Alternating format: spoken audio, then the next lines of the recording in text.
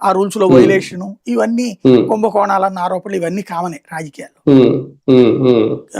జగన్ వాళ్ళ నాన్న సీఎం అయితే జగన్ సంపాదించుకున్నాడంటే మరి చంద్రబాబు నాయుడు సీఎం ఉన్నప్పుడు బాబు సంపాదించుకున్నాడనే కదా వీళ్ళు చెప్తున్నది.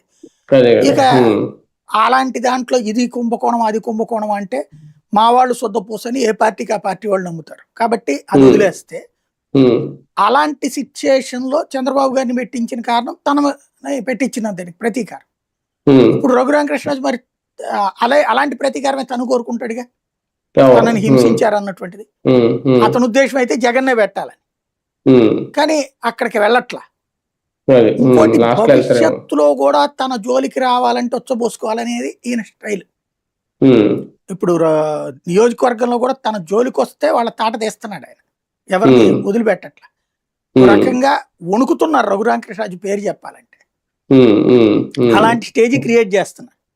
అంటే ఈయన సునీల్ నాయక్ బీహార్ కేడర్ లో ఉన్నారంట కదా సార్. అవును, అక్కడికి వెళ్ళి కూడా ట్రాన్సిట్ ఐజీగా అనుకుంటా చేస్తున్నారు. ఉన్నారు. అక్కడికి వెళ్ళి కూడా అరెస్ట్ చేసి తీసుకొచ్చారంటే అంటే సిట్టు ఈ కేసు చాలా సీరియస్ గా అరెస్ట్ చేసి తీసుకురాలేదు, అరెస్ట్ చేయడానికి వెళ్ళారు. వెళ్తే మామూలుగా అరెస్ట్ సిస్టమ్ ఎట్లా ఉంటుంది, ట్రాన్సిట్ వారెంట్ ఏదో ఉంటదేమో కదా, క్యాన్సిల్ అది ఇవ్వలే, అక్కడికి ఇవ్వకపోగా తిట్టి పంపించింది మన పోలీసు.